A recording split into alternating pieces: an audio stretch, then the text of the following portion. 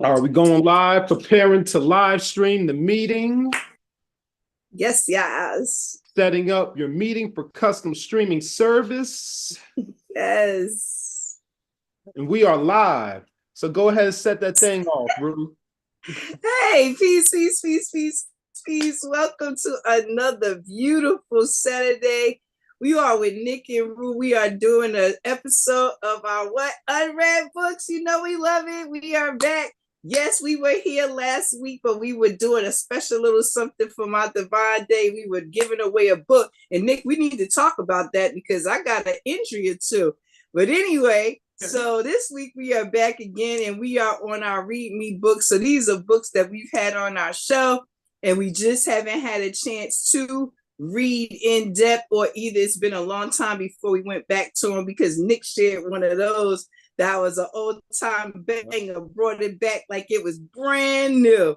So welcome, welcome, welcome. Thank you so much for joining us. You could be anywhere on a beautiful Saturday like this, but you are here with us talking about unread books. So we are knowing that you are our tribe. You are the book tribe. We love it. We love it. So last week, I just want to talk really quickly about the Divine Day giveaway. We were giving away a copy of this book, We covered it a little bit, talked about one of the reasons why I picked it up, what I intended to do with it, and letting people know that I did have an extra copy that I was willing to give away for my Divine Day. You know, loving books like I do, giving a gift of books is something that will always be something that I love, receiving and giving. So, Nick, we are going to talk about some of those entries that we got. You know, I don't even think we closed the date on when people could enter, but I don't know. It's starting to get a little unfair now because we've left it open for a while. So we'll have to decide how divine we're feeling and if we're just going to close it and just pick from the people that have already entered. And thank you so much for those who have followed us on Instagram and on YouTube. Our handles are right underneath our pictures here, and also Nick has them down in the description where you get to see the books and everything else. So I have already done my jaw drumming for this opening of this beautiful Saturday. So Nick, tell us, how is your week? What's going on, and what you got for us this week? Well, this week was another busy week. You know, another tiring week, but a very productive and positive week. You know, nonetheless. So I am feeling refreshed, rested after a long and busy work week. Took it down early last night because I was like, man, I'm exhausted. So, but I'm back, fresh, you know, bright-eyed and ready for today's, you know, this weekend's offerings on UnRead. As you can see in the title there, you see the titles of the books there, and you might see, you know, you see the images over in each one of those bottom corners there too of the book covers. So I added that in there too. So I'm excited to get into it. You know what? I was laughing when I thought about asking you for this week because I said, you know, I know you've been doing midterm readings for papers, so your mind, I know, must be exhausted. So to hear that you took it down early and you are feeling well rested, I am so glad. You know, I remember being in high school and man, those papers, I remember some that I wrote, so I can imagine having to read 30, 40 of them. Man, listen. So, you know, shout out to all of those young ones in there putting in that work, and shout out to the educators who are there to support them along their learning journey. So, listen, we talking about high school. That's like a segue for me to get started talking about my book. Do you want me to go first this time? I think I usually make you go first. Yeah. You got it. Just go first this time. Okay. You got it. Listen. Okay, so got to give a little backstory before we can even really get into my offering this week. So, growing up, I grew up in the brick city, Newark, New Jersey, like a lot of families, we struggle. We lived in some areas where the schools weren't always offering, all that they could offer. And my mother, got an opportunity when I was about, I don't know, right before middle school, she got an opportunity to take us to put us in a different community so we could go to school. And they had a gifted and talented program, and I was entered into that. And so this was supposed to broaden our horizons. It was supposed to give us more than the actual North school system was just offering at the time. So we would have these educators who would introduce us to things that we wouldn't normally be introduced to. Now, up until this point, all we ever heard about as far as history was quote unquote American history and slavery. Those was the only things when they talked about winning the Civil War and the slaves. That was it. That was all you got. You didn't. Oh, once in a while you might get a story about Phyllis Wheatley, but if anybody ever asked me why I have a real problem with Black History Month, it was this program that made me not like it, because I'm like, all the rest of the year, we talking about everything else. We get like 28 days to shove in, this, rich history that I didn't even know exists.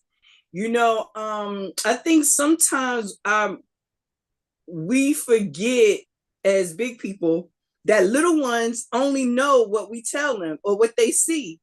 So if you only telling me about this and this, I don't even know anything outside that exists.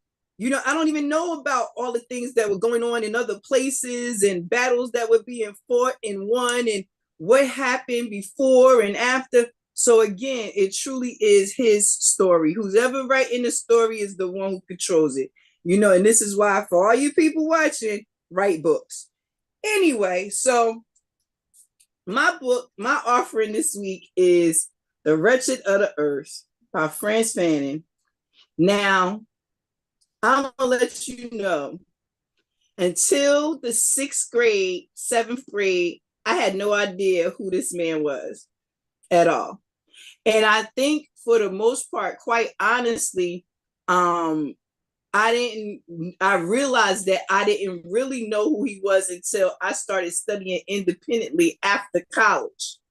Because when I purchased this book, one of the reasons it's unread one of the reasons I purchased it was because I realized we had never read it in school. That's what I need to start and back up. I'm excited, so please excuse me, y'all. We never read it in school. Our introduction to him was from quotes only. Same quotes here. Only. So we never knew that he wrote a whole bunch of books. We never knew what the whole book was about. We just had these great little quotes. And I took time to write down some of the ones that stuck with me. And all of these are from The Wretched of the Earth. Each generation must discover its mission, fulfill it, or betray it in relative opacity. Now, we understood that when they told it to us? Not hardly. Not hard. I think it's people that would struggle to really, truly overstand it right now. And one of the other ones was, in a world through which I travel, I am endlessly creating myself. Now that one, I will say, I kind of grasped that one early. Like when we had to learn about, well, they don't really show you that you code switching, but when you realize this is what you have to do and transform yourself to be in these different spaces and places, I was like, man, you're always creating yourself, but are you really creating yourself? Or are you creating a self that fits into the society that boy, what? It's a whole vibe. It's a whole vibe. And I have a couple more that I'll go over, but this one here is what made me really hold on to this book when I found it, and just keep it on my shelf whether I read it or not. It says the oppressed will always believe the worst about themselves. Now, again, like I said, in the school that I was in, we learned about the Civil War, slavery. I never forget, we had to have a permission form signed so we could watch Roots in school with everybody else. And I was horrified. I was like, this can't even be real. This can't even be real. And you telling me this happened in different places and spaces and all, and it was a real eye opener. And I asked myself over the years, what makes it so hard for me to read books? Not just this one, but books like it. I am still very angry. And I really, like, as we were preparing for this week, I thought about it. And as I was flipping through, because there are sections of this book that I've used over the years, but again, never sat down and read it from front to back. And I realized as I was reading it, I felt the heat in me start to rise, and I sometimes ask myself, in embracing my purpose and and what I feel my purpose is on this journey here on this mud ball, I ask myself sometimes, do I stay away from certain information because I know what it's going to do to me? Like, I know how I respond to things sometimes, and it would make it difficult for me to sometimes be the humanitarian that I am. It would make it a little bit harder sometimes. It makes it easy, but it makes it hard. And for those who know, and for those who understand. But this was a book that really stood out to me. It is one of the ones that I can say I'm reaching for my glasses, y'all. Y'all know what it is. It'll always be a book that I will say that was one of the most impactful on my life. So just a little background. Frantz Fanon was born 1925, died 1961, was born in Martinique and studied medicine in France, specializing in psychiatry. Sent to a hospital in Algeria, he found his sympathies turning towards the Algerian nationalist movement, which he later joined. He is also the author of Black Skin, White Mask, Dying Colonialism, and Toward the African Revolution. And when I read, let me just say for the record, when I read Black Skin, White Mask, that's when I knew I still had many things I needed to work out inside myself. And there's a chapter in here. There's a chapter in here on colonial war and mental disorders. And I really love that he was a psychiatrist, because there's an impact that takes place on the psyche, like at the DNA level. You know what I mean? Like at the DNA level that you think you got rid of it. You know what I'm saying? You think you done dealt with it. It's like people with mommy and daddy issues. It'd be like, oh, I dealt with that. It's like, yeah, no, you didn't. You know what I mean? But the first page of this is called Colonial War and Mental Disorders. And it says, but the war goes on, and for many years to come, we shall be bandaging the countless and sometimes inedible wounds inflicted on our people by the colonialist onslaught. It says imperialism, which today is waging war against a genuine struggle for human liberation, sows seeds of decay here and there that must be mercilessly rooted out from our land and from our minds. We shall deal here with the problem of mental disorders born out of the national war of liberation waged by the Algerian people. And I just want to say that I have many companions who also have walked this walk of really trying to bring our people to bring themselves first and foremost, but bring themselves and our people towards a place where we understand our greatness and the purpose for us being here. I was just listening to a lecture about how a fly is even significant because it has a purpose. And I think as we find people who have taken on this battle, we have to understand and address the mental issues that go on. We're having to be in warrior mode all the time. We're having to be in protection mode all the time. We're being with, who's watching me mode all the time, who's trying to infiltrate what I'm doing mode all the time. Like, it's like people wonder why we paranoid. I mean, look at the history.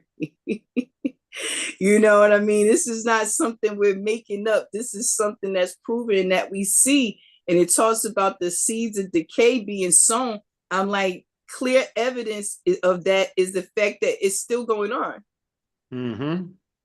And for me, that's what makes some of this so difficult, because you try so hard to be quote unquote progressive. You try to say, well, violence is not the answer. You know what? I'm just gonna say, sometimes you just gotta do what you gotta do.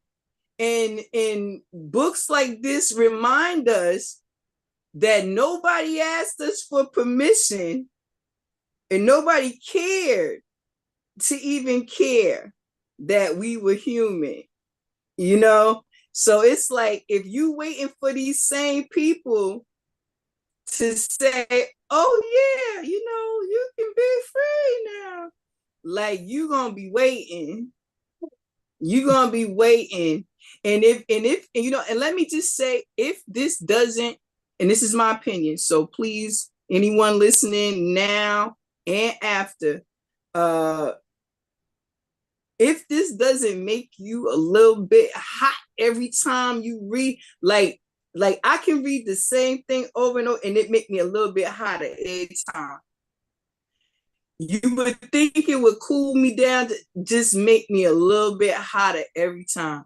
And this book, like I said, when I read the other one and I went back and I finally found a copy of this, because this was hard for me to actually find a copy of when I started looking for it originally.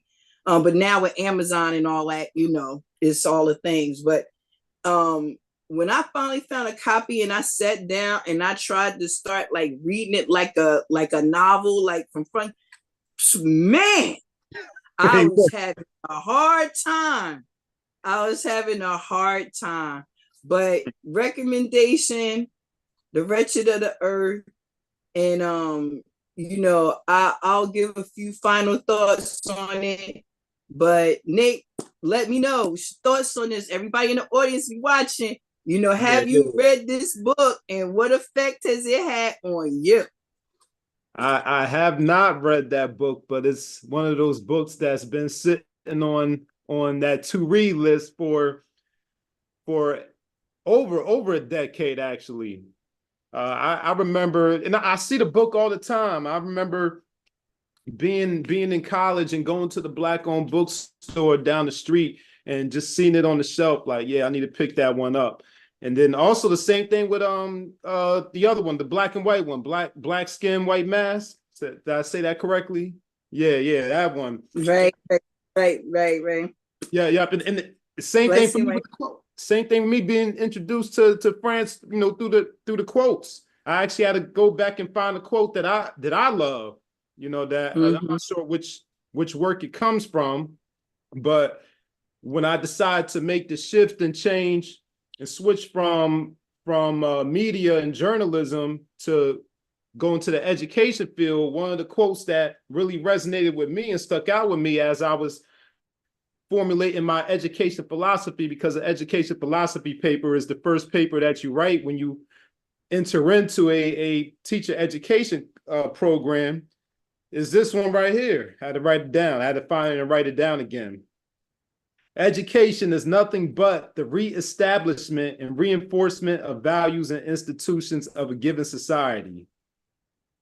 I'm not sure which work that one came from, but that was a quote that served as an introduction to this author and this thinker as well. And it sounds like there might be some Pan-African philosophy in there as well, with this writing, because that's something that I studied in college as well. I took a course on Pan-Africanism, so I believe he might have popped up in some of those class discussions as well. So I am somewhat familiar, but I have not read any of his works, any of his books, or own any of his books as of yet. Well, I'm sitting here and I'm almost at a loss for words, because it's like how little we are introduced to. It's like this stuff is known, so it's known, but it's like, oh, we gonna pick and choose this for you to hear, and like I said, the fact that I had only ever heard quotes all the way up till like they never even recommended the book. They would just be like, here's a quote, here's a quote. They put a quote up on the board or whatever, or one on the top of a page, and it's like beautiful words, but what preceded it and what came after it, because he was talking mad spicy.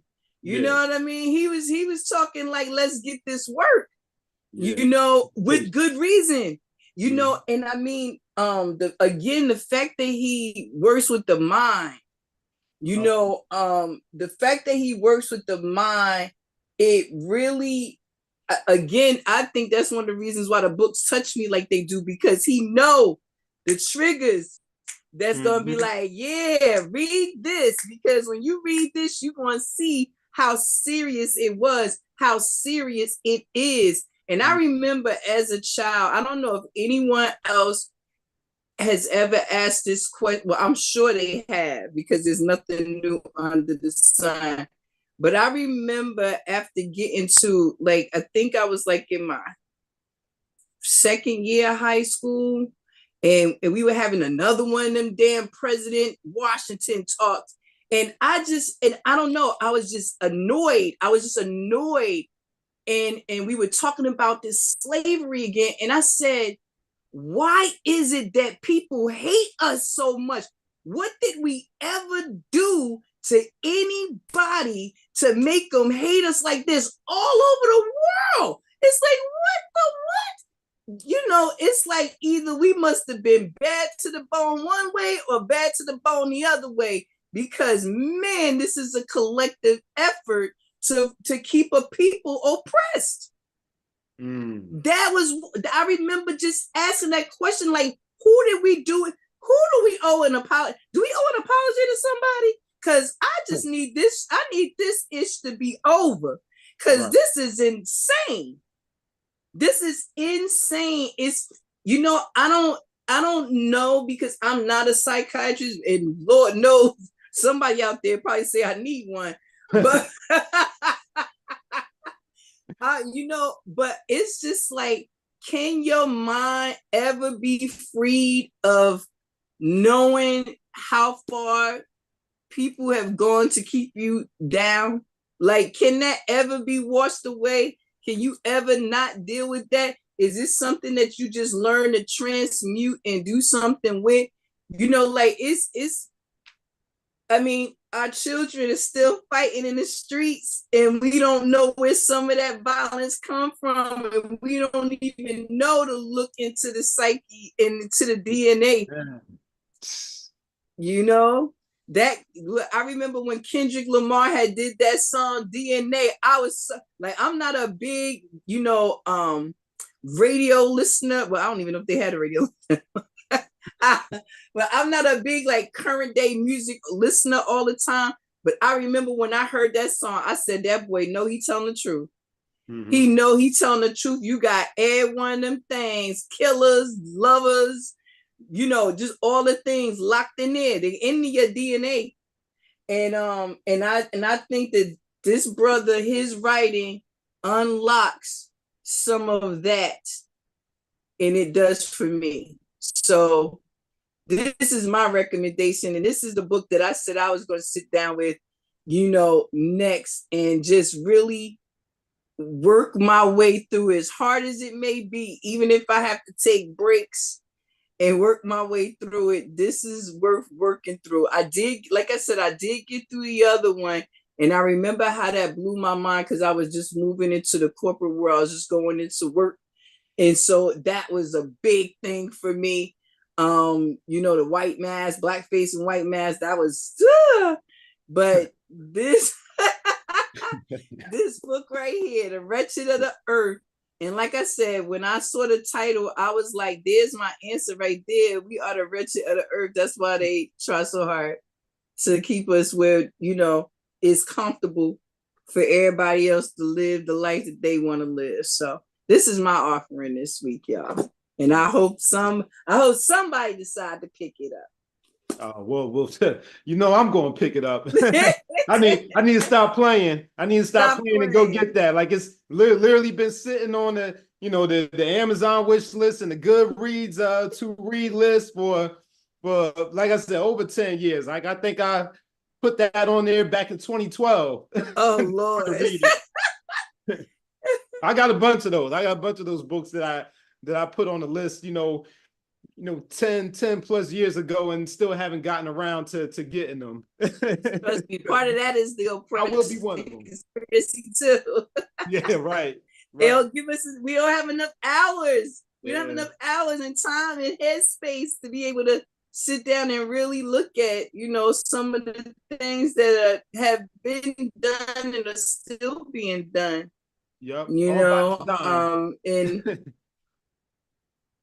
yep, all by design, but that's a whole nother conversation right there. Definitely. Yeah, that's a whole nother conversation right there. What? Oh yeah. I'm telling you, some of these books that we bring, Nick, are gonna spark round tables. That's what I'm really hoping, because people need to be having these kind of conversations. They really do. Like, this stuff is not gonna go away, and it'll never get old, because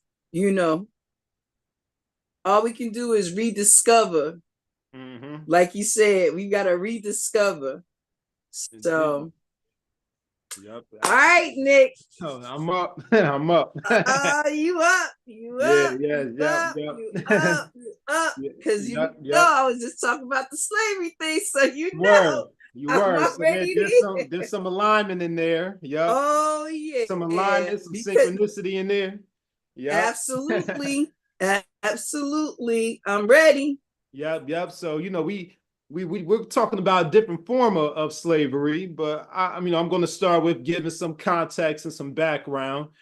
Last week, Roo was teasing me about being prepared with 2 books, because I wasn't sure which one I was going to go with based on the dates of the show. But I'm like, since we're doing we're coming right back this Saturday today, on the 10th, I'm like, you know what?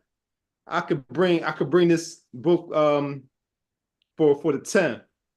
And the reason why I say that is because tomorrow, February 11th, marks probably the biggest ritual in the United States. Is happening tomorrow. And you might be wondering what I'm speaking of. I'm speaking of no other than the Super Bowl. Oh. Yes, the Super Bowl is one of the biggest, no, I won't say one of, I'll say one of the biggest rituals, because New Year's Eve is also a big, ritual too, with the dropping of the ball. But the Super Bowl is arguably if not one of the biggest rituals in America. So I'm like, you know what? I'm going to save, not only am I going to save reading this book for that time, but since we launched this show, I'm like, this would be a perfect book to bring, around that time, in February, when we get closer to the Super Bowl. So I'm speaking none other than, you see it in the title, but to bring it up closer to the screen, we have The Slave Side of Sunday by Anthony E. Pryor. Before I get into what it's about exactly, let me give you a brief, story or context behind how I not only discovered this book, but how I actually got it in my hand, because that's a interesting story itself too. So I remember one day, maybe a few years ago, maybe it was around 2019. I think it was 2019 or maybe 2018. I was on Facebook, and either someone sent me a video or I came across the video on my feed, but it was a video of the author giving a talk, giving a lecture about this very topic. And, I'll go into the details of that as I get into the book. But as he was discussing this topic, I was locked in. I was like, whoa, this is deep right here. And I found out he wrote a book on this. I'm like, I got to get that book. I got to get that book. So I went on Amazon to find the book. At the time, it was very, very hard to find this book. I couldn't find it anywhere online. And then when I went on Amazon, it was, I don't remember how much it was, but it was a astronomical, ridiculous amount of money, probably somewhere in the hundreds. And I gave you the title. If you go on Amazon now, February 10th, 2024, you go on Amazon now, this book is on Amazon for $250. $250. $250. Now you might be wondering, Nick, did you pay $200 for that book? No, I did not. As much as I wanted to read that book, it wasn't that deep for me to get it, to pay, $200 something. So how did I get this book?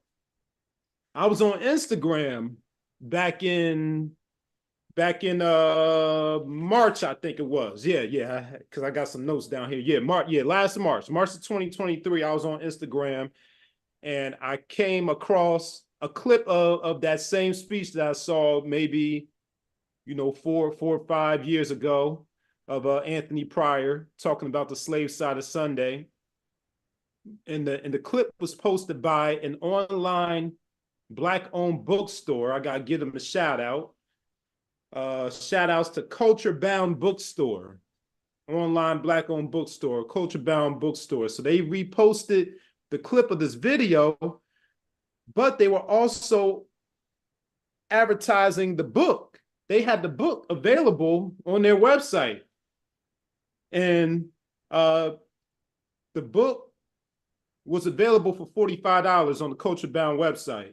So I'm like, yeah, $45. So I'm like, you know what? That's a lot better than however much it was when I was looking at it before. And it looks like a very difficult book to find. So I'm going to go ahead and get the book. Because normally I wouldn't spend $45 on the book unless it's like a college textbook. Because $45 is still, it's still a bit of money for a book. But it was a lot less than what it was being offered on eBay and Amazon. So I'm like, I'm going to go ahead and get it. But but after looking through the description and actually getting the book, I'm like, you know what? Even though $45 is a bit of money, I think it's worth it. And the other reason for that, besides the content, is because this book is actually autographed by the author. Yes. We love that. We love that. So the $45 is worth it. Because it's an obscure book that's hard to find, and it's also autographed. So another shout out to Culture Bound Bookstore. You can find them. I'll even give you the website. You can go to cultureboundbookstore.com. I actually went on there earlier today because I forgot the name of the bookstore and the name of the website. So I had to go back into my confirmation email, my order email, to get the name of it so I can give them a shout out. And I actually went to the website, and the book is still up on the website for $45. So it's still available. Wow. Yep. So you can go ahead and get that, cultureboundbookstore.com, cultureboundbookstore.com. So that's the story of how I got introduced to the book and how I finally got the book. Now to go into where I am in the book. So this is kind of a hybrid. It's a read, but it's an unread at the same time because I'm still in the middle of it. So I started it maybe a couple of weeks ago. I'm still in the middle of it.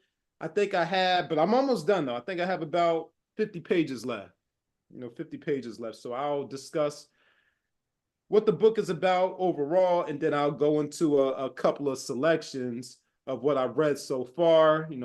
I took down some notes. I marked it up with some tabs here and some highlights. So to give you the overall gist of what the book is about, I will read the foreword, and the foreword is actually written by someone named Joan Adrian Sturgis. And it says, the more things change, the more they remain the same in the game of professional football, where "Are you ready for some football?" is not a metaphor for America the beautiful. The slave side of Sunday is a scathing indictment about the National Football League, where its Black players are traded and sold like slaves on an auction block, and belittled, cursed, and debased and degraded, all for the sake of playing the game. With its dismal and pathetic record of hiring Black coaches for the very few who have the privilege to rule the sidelines of the NFL, their appointments are often short-lived, and then they are moved around the league like pawns on the chessboard, even when their records are among the best in the game. The NFL also has the distinctive honor for its persistent refusal of welcoming Black ownership within its quote-unquote good old boys ranks, despite the fact that nearly 70% of its players are Black. For the discerning fans who think they know everything there is to know about their favorite team, think again. As former NFL player Anthony E. Pryor shows the parallels of slaves on the plantation and Black players on today's football fields. This book is written for every Black man who has ever played or coached the game of professional football in the past, today, and those who will follow tomorrow. So that is the foreword. And the author, and you hear why the author is credible, because he's actually played in the NFL and he's played for several teams and several seasons, as I learned in the book. And not only did he play in the NFL, he also played in Canada for the Canadian Football League also. And, you saw some parallels within there. So, yeah, he has firsthand experience, and he talks about some of these firsthand experiences, which I will share some of those for you just to whet your appetite for this book. So let me start on page 5 and read you the selection from one of Anthony's experiences at training camp. It says, during one training camp on a hot afternoon in August, the coach seemed to lose track of time, and after practice was over, he said to us, "Tomorrow I'm giving you guys the day off, but remember this, man, your bodies belong to me." After hearing that, I felt a little uneasy and perplexed as I walked towards the locker room. I heard the wind in the trees speak to me. I could hear the cry of my ancestors. I could feel the sway of the slave ships. I may have been a little dehydrated at the time, but the spirit had come upon me. I looked at my brothers around me, sweating like slaves, fighting each other like animals on the fields, disrespecting each other, all in the name of fame. Listen and let me take you into my thoughts, and you'll hear the spirit of slavery that today is modern day football. Yeah. So just to touch on some bullet points about what else he covers in his book. Yeah, that face exactly. That face exactly. You know how much I love football, Nick? You know what? I forgot about that. I forgot about that. I didn't talk about that either. So I like football. I never played football. I played other sports, but I never played football. I like football, but I'm not a football fan. Like, I don't have a favorite team. I don't, I'm not, I'm not, prone to say, the game is on. Let me go turn it on. But if I'm out somewhere or I'm at somebody's house and the game is on, I'll be locked in. But, I'm not that big of a fan to where I'm like, oh, let me go turn on the game, or, oh, my favorite team is playing, But I do like football, and I do know the game, from a spectator's standpoint. I never played organized football, but of course, play football video games, play football out in the yard, out in the street and all that. I've definitely attended quite a few high school and college games. Never attended a professional game though. But Roo, you love football, huh? Too. What's your team?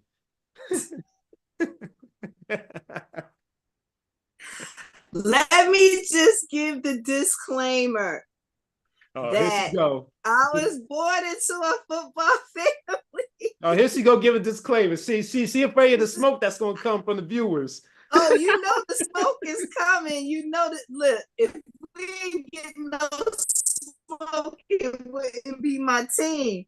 But let me just say that I am an old school fan of smash mouth football, like the old school, not I sprained my pinky toe and I can't play this week. So I stopped watching football like that, where I have to run and put on my favorite team years ago. But I am a forever Pittsburgh Steelers fan.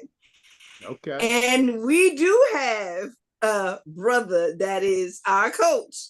And I remember when he became the coach, I had many mixed feelings.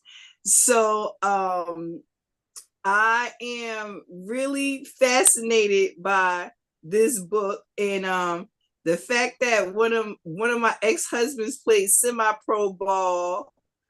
So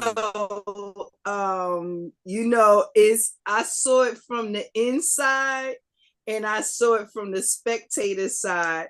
So I will say that it is not what you think it is.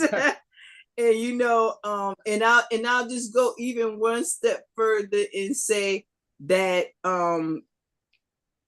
American baseball, before there was American football, these places and spaces are not people. If people only knew what we had to do to be in these spaces and places, they would probably, much like myself, not be as enamored with the games anymore. I really say that. Like, I mean, like you said, if you happen to be out someplace and you see it, you'll look up or whatever.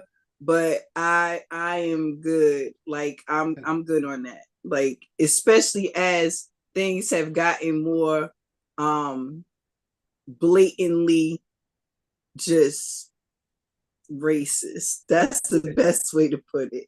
I can't skirt around the word. Just, you would think it would be less, but it's you know what it is? I think we see it more now. The things that were hidden, happening all along, are now making their way right to the front line. Everybody's recording everything. Everybody see everything all the time. So, and people are talking. People not afraid to talk no more, So you'll get brothers like this who will write books and really tell you the real deal. And you know, I'll say this, and I'm sure he'll probably touch on it in there. The college children have it, the college boys have it worse. You know, like they are put in a position to fight like animals to get to the NFL, because out of every 100 of them, how many actually make it in? Yep, so the numbers. Yep. Yeah, so I'll keep on. Please do continue. Yeah. Oh yeah, I will continue. And I forgot to mention the publication year to give it some context too. So the book was published in 2006. Book was published in 2006. Yeah. So the you know, some of the names that he's mentioned and some of the figures as far as the I lost that page. I have to go back and find it, but he actually, you know, give us the numbers of teams and the numbers of, you know, Black coaches and the number of owners and all of that. It's somewhere in here, but I know I have it marked. This is one of those things where it's right in front of your face, but you keep overlooking it. Right. But right. He gave the numbers as of that time of how many coaches, how many Black coaches there are. But to fast forward now to 2024, they're actually, you know, putting in some diversity policies, I heard, to have more coaches in there. But that's probably just only at the coaching level and not at the management and the ownership level. They ain't gonna let you. They ain't gonna let us own. They're like, oh, we'll throw y'all a couple coaches in there, but you know, owning the team, nah. Well, let's talk about some of these other parallels that he mentions here between this modern day form of slavery and the slavery of the past. Slave ships of long ago have turned into commercial airliners, and cotton fields have been transformed into football fields. The chains and shackles have become non-guaranteed contracts, and those good old picnics we now watch on TV live from our homes are in the modern day world of political correctness, the NFL's present time draft day. So we got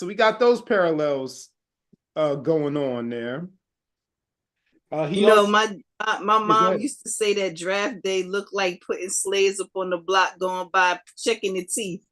Yeah, the auction block. He mentioned the auction block in the foreword. Yep, that's what it is. So you have that, and then you also have what they call the NFL Combine. That's another form of that auction block where all the players they see who the fastest, the strongest, who can jump the highest. Yep.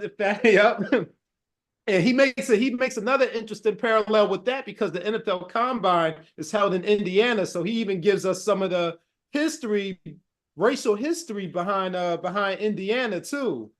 Let me find that page. Yeah, let me find that page. See, this is why we end up talking for 20,000 hours. You know, because of the simple fact, this stuff is just so fascinating, you know, and usually we are not put in a position where we can sit and take our leisure and, you know, have these kind of conversations. That's why many of these books are unread.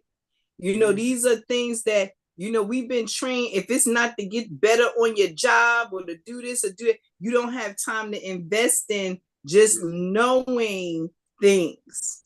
Right. So, you know, shout out to UnRead for bringing unread books to the paper. Yes. Yep. Shout out to you, Nick. Yeah, so I found a page. So he gives some history going back to the 1800s about Indiana, because he mentions state of Indiana, where the Combine is held, has an interesting history. It says in 1818, rebel soldiers slaughtered Native American men, women, and children because they didn't want to live with them or try to negotiate an equal claim to land. The rebels took the land by force, and the Native Americans who survived were left with no other choice than to sign the treaty. They were given gifts and large reservations where they have been stuck ever since. It was called a quote-unquote new purchase back then, but another new purchase is going on now. It happens once a year during Black History Month, February, and the new purchase of the 21st century are young Black football players. The league purchases their eyes with money, gifts, and promises of fame, and it purchases their minds by making them dream of what they don't have and what they want. And once its purchases are complete, it purchases a whole new machine that will always be at its disposal to keep its pocketbooks fat and the economy going. So just to go down a little bit on the page to some more history on Indiana.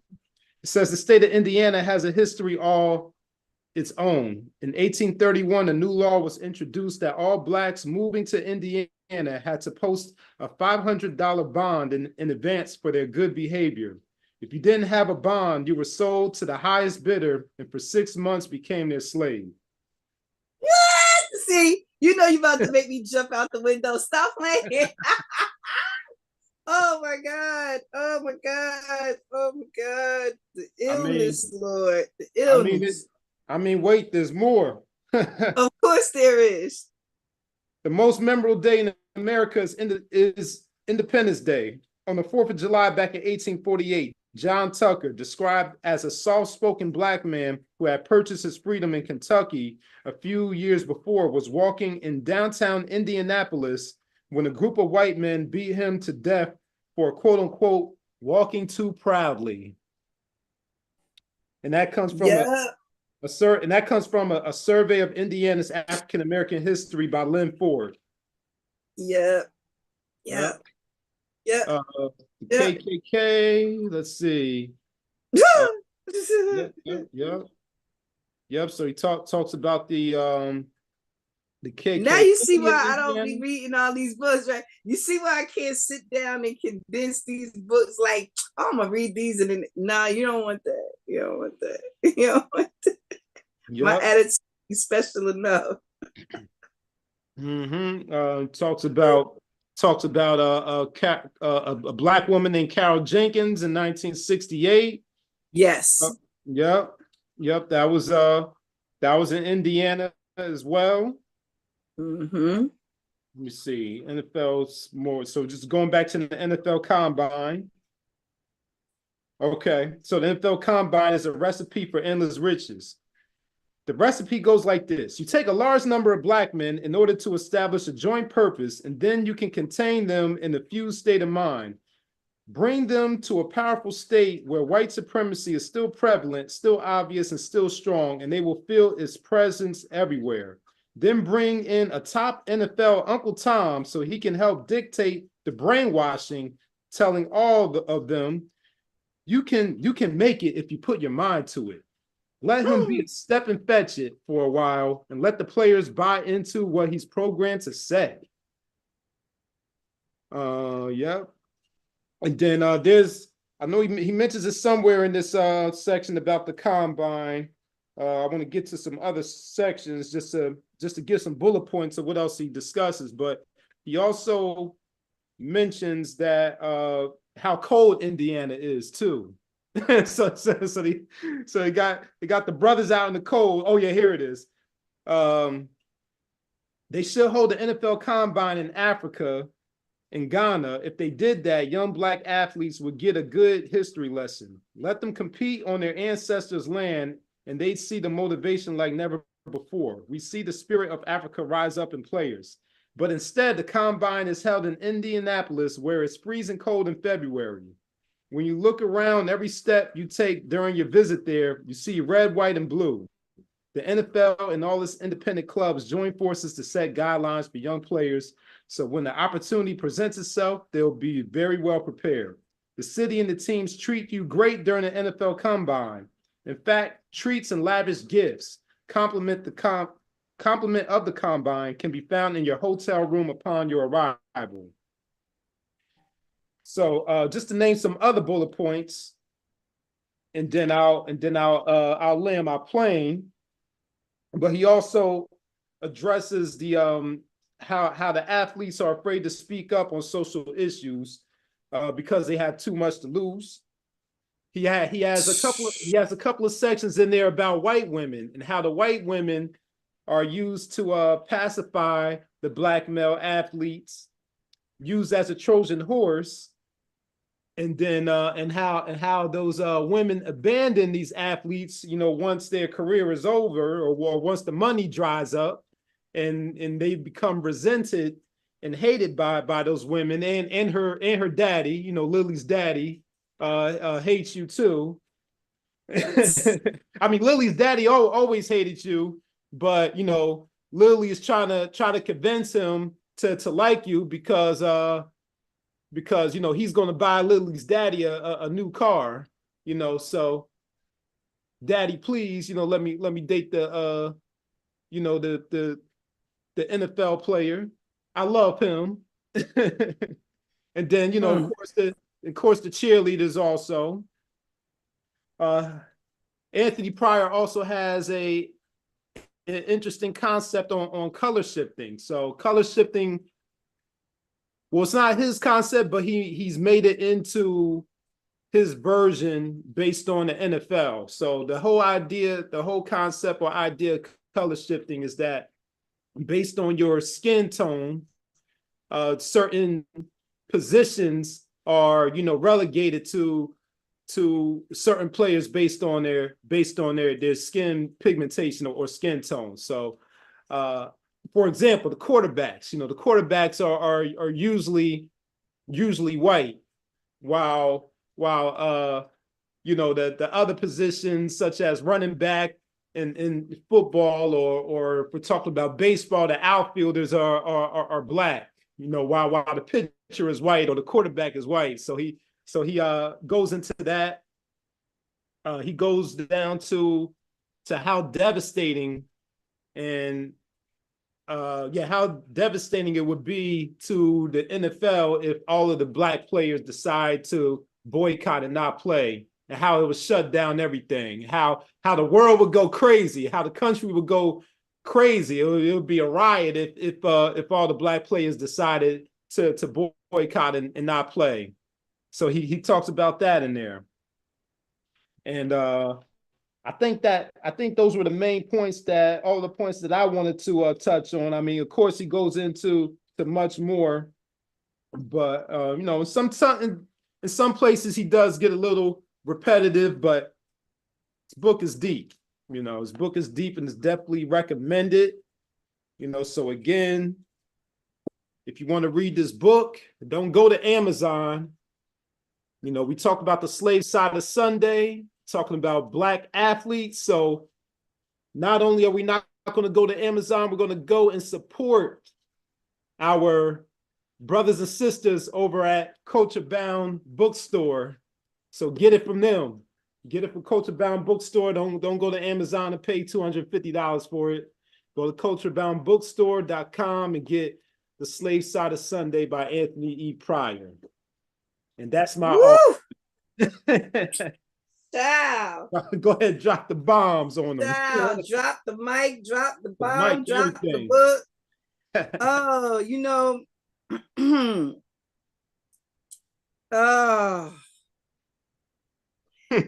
oh, Nick, we've known each other a long time, and I got some strong feelings. I know you do. When it comes to certain things, and being a mom of 5 boys and a sister with brothers that, wrestled, played basketball, played football, ran track, I'll say this. I had an instructor educator once when I first started school, who told us that he was the great grandson of Jackie Robinson. Mm-hmm. And he didn't look like it to me. I remember questioning his timeline and his family tree, because he ain't look like it to me. And I just remember that day in class. I was like, "You what?" I was like, "You lying?" But I remember thinking to myself, and I guess I've always thought this way.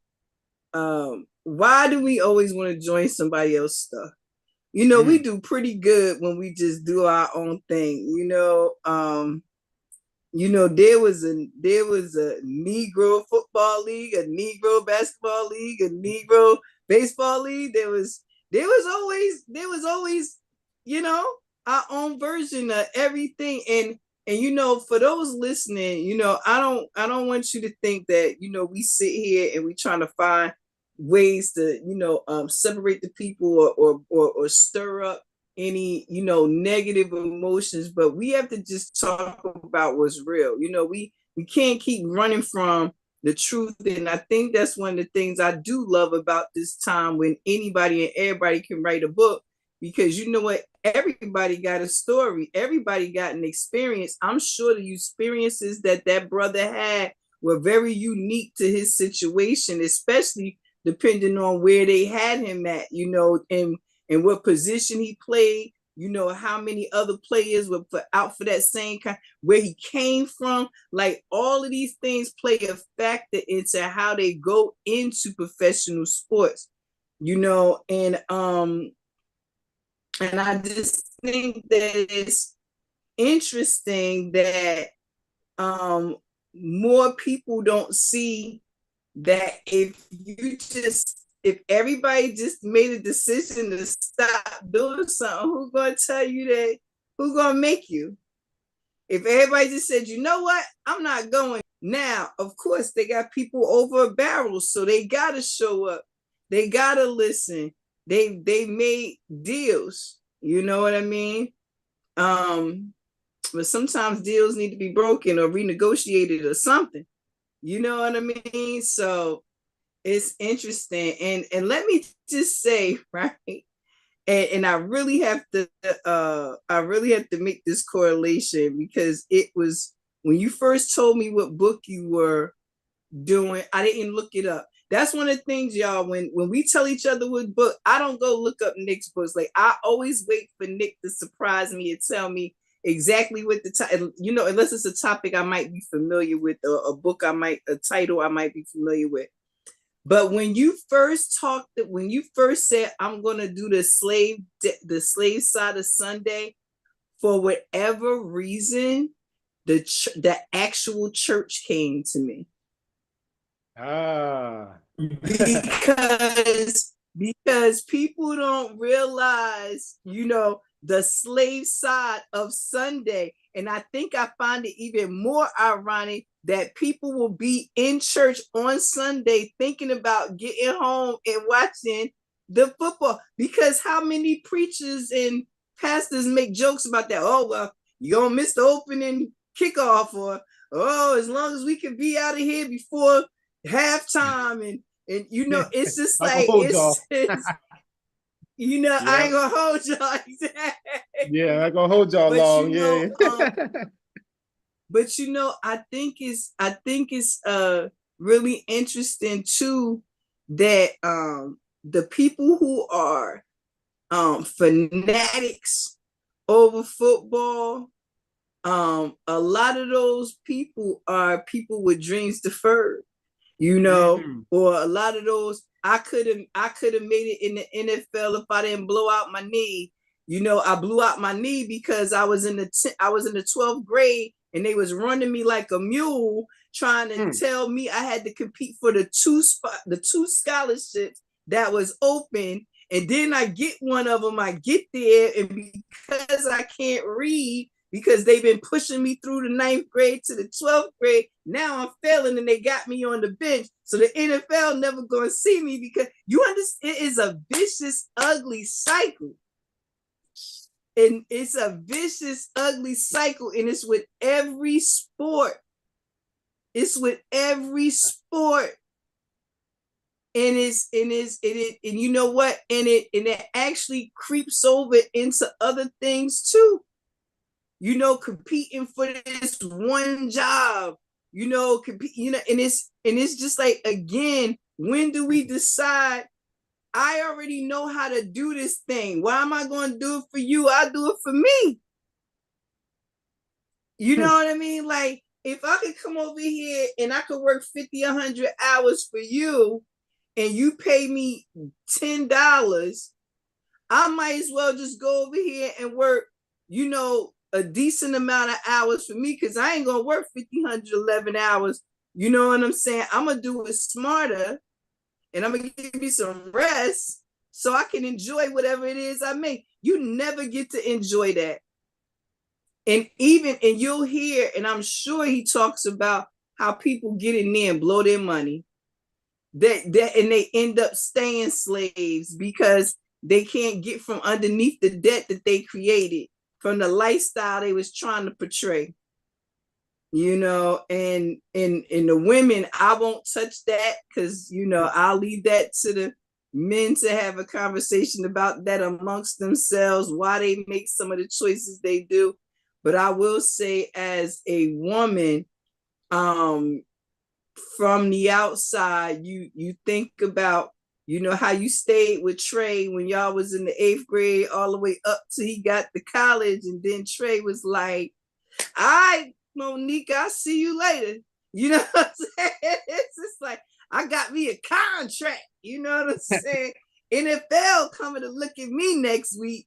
You know what I mean? So I don't know. It's just interesting. But I really thought about church the first time you mentioned the book, and I thought about the slavery that goes on still inside the churches, and football is, and how football is talked about in churches even still. So yeah, I don't know. I just all that tied together for me.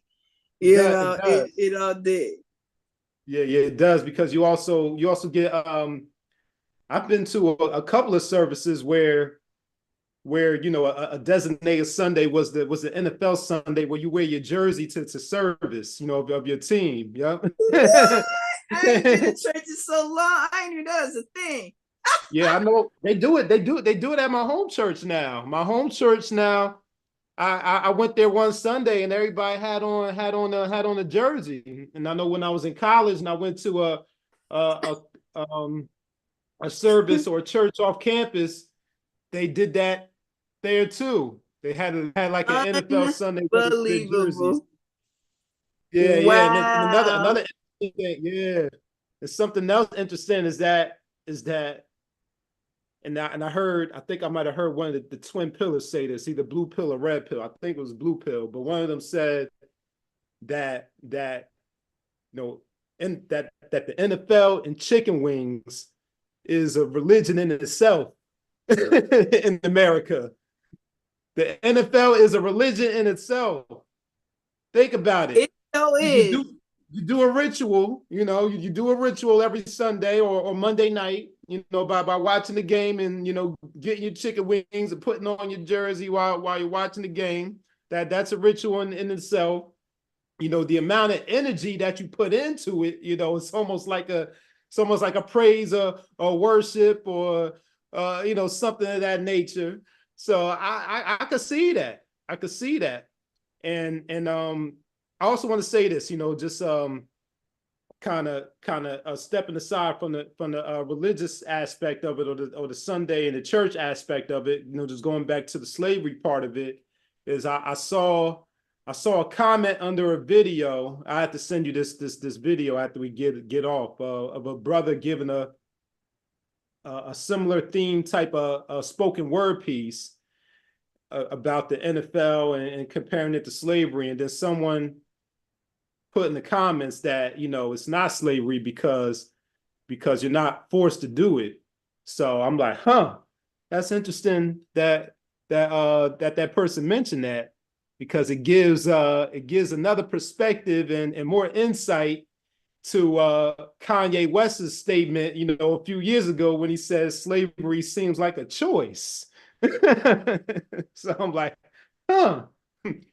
And with the NFL, and then like you said, with these jobs too, fighting for these jobs, that I'm like, we choose to work at these jobs too, and we choose to break our backs, working, stressing out and not resting. So, gives another perspective to that, slavery seems like a choice comment there. But I'll let you. Yeah, go ahead. I was just gonna say, like, your book is just so fascinating. It's like, and it ties so much into Frantz Fanon's work, you know, about being accepted and you know, trying to fit into a scope of what people say you should be doing and how you should be doing it and who can do it and all these things like that. You know, to say it's a choice without putting it in some kind of context is that's a lot of words. That's a lot of words. It's a choice. It's a choice is a lot of words when you don't put it in some kind of, you know context. What I mean? You don't frame it. If you don't frame it, because I will say this is that I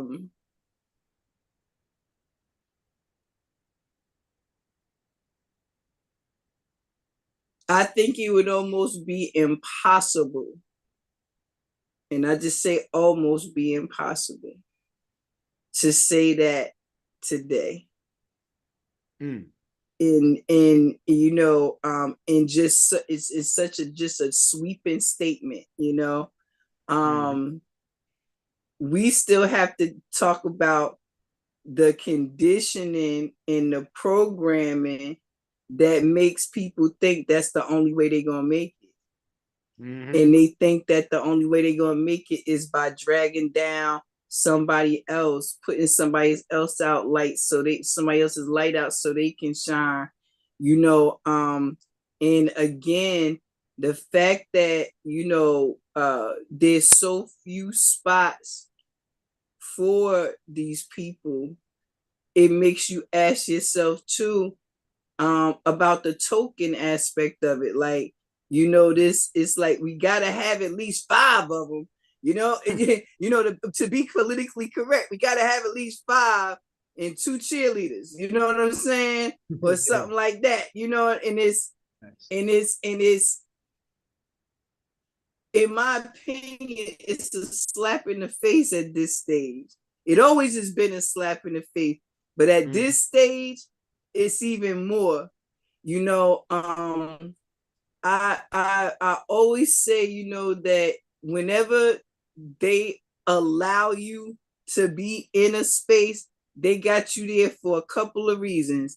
It's either to say that it's been done to fill their status quo, or to say, okay, we did it, now watch them mess it up. Or, oh, we finally gave them a chance and look at what they did. They'll give you a team that's been losing for 13 seasons and expect you to come in one season and be like, hurrah! And it's like, what the what? You know what I'm saying? It's like, it's the most disgusting thing ever. And then they will chew them and leave them laying on the side, and they'll never get another chance where you'll get some of these bum, you know what I'm saying, coaches who get time and time and time again to show that they bums. You know what I'm saying? Like, no matter what position you put them in. But Nick, thank you for sharing that book, man. That one right there is definitely one to go on the shelves. And it's another book too. I can't think of the name of it right now that spoke about this same topic. And I remember when it first came out, people was like, you know, you had people like standing firm on both sides of that thing. I can't think of the name of it now, but when I do, I'll definitely share. Are you thinking about? Again? Are you thinking about $40 million slaves? Yes, that's the one. Yes. That book was like, whoa. You know, people really felt some kind of way when that one came out. You know what I mean? So that's another one, just like Wretched of the Earth, that's been on the list for years. Yeah, man. Yeah, look, you know what it is, Nick? We just got to get our little nerd selves together and just go somewhere and read for a while. You know, come back with the business. For everybody, for all those that want to join us, you come on with us and you can help read some of these unread books. But Nick, you know, we are going to close out. And if you notice, look at that. I told you it was going to get gray again. It done started raining Look, they ain't fooled me this week, though. I've turned my light on. My offering this week, Wretched of the Earth, Frantz, Fanon, Nick, show them yours. Yep. Slave Side of Sunday by Anthony E. Pryor. And let me just ask, where's that brother at? Is he local? Is he far? Where is he at? Let's see, let me see if there's any I don't know if he has his bio in here. Mm-hmm. I might have to look him up online and see where he's at. Yeah. He has any bio information about where I'd love to see that clip that got your attention. Oh yeah, I'll send both of those to you. Absolutely. And maybe we can share it with our audience, maybe put a link to that in, the follow-up play, let them know where they can find those things, maybe even give them some resources for connections to Frantz Fanon's work. One of the people we had last week reminded us that now people can get things on PDF, so they can probably get, some of Frantz Fanon's stuff on the PDF. But I would recommend that bookstore, $45. Shout out to them, man, for making the books still affordable to us, because it is hard for us book collectors, who are not PDF readers. We need our actual books. So, spending $200-$300 on a book, while I have done it, I would prefer to be able to not only spend some money with these small book owners, but also be able to, get something in my hand, because all that reading online is, you see mom always reaching for her glasses. Look, glasses. The eyes be eyeing. But yeah. But thank you, everyone.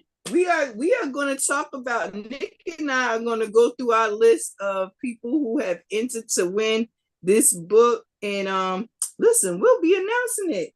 And if you won, congratulations to you. If you didn't enter, shame on you.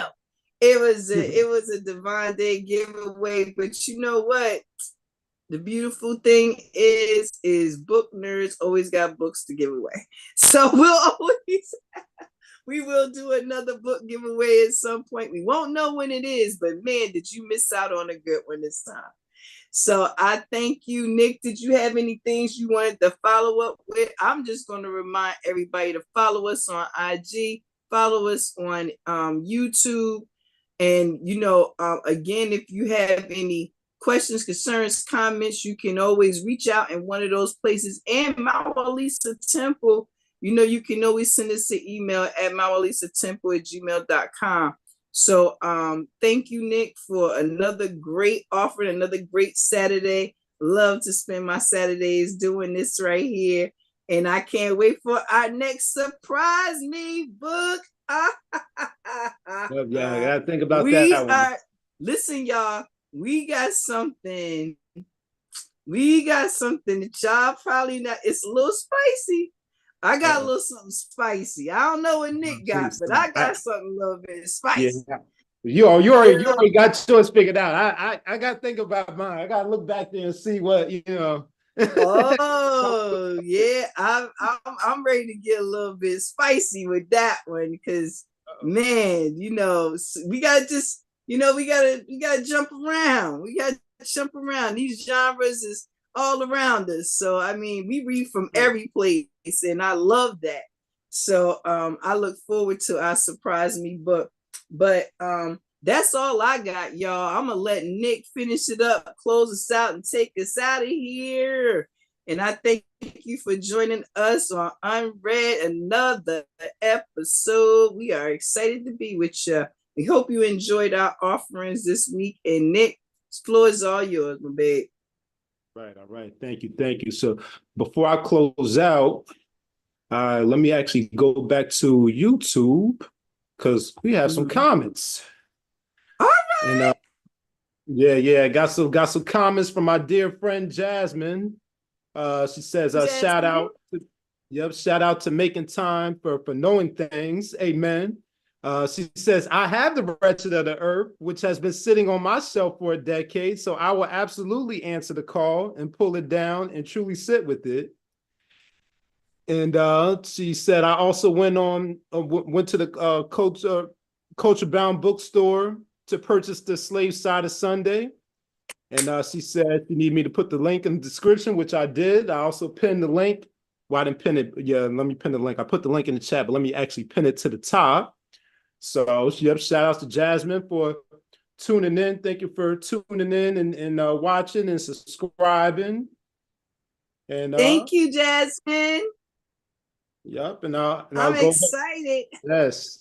Yeah, so now you got somebody else to read with you, read the Wretched of the Earth with you. Listen, when I tell you this Wretched of the Earth, you know how you sit and you read it and you just have to stop for a minute. I was like, yeah, let me put this down. I was like, let me just put this down for a minute and go for a walk.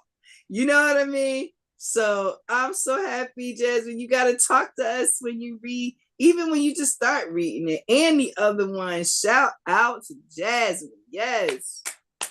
Thank you. Did we have any others? Nope, those were all the comments we have on the live. On the live, she also said this was a treat. This was a treat, you know, so she definitely enjoyed the conversation. Thank you, sis. Oh, thank you. Me and my brother, we love doing this. Yep, you definitely welcome to come on. Definitely welcome to come on and talk with us. You know, so you don't only have to talk in the chat. You can we can send you the link, and you're definitely welcome to come on and bring a book also. Absolutely. Yep. Absolutely. So I close out. Again, thank you everyone for tuning in and joining us for another episode 5 of UnRead Book Review with Nick and Roo. And may the creator, whatever creator you subscribe to, in the spirit of the ancestors, bless you and protect you. May they smile on you and be gracious to you.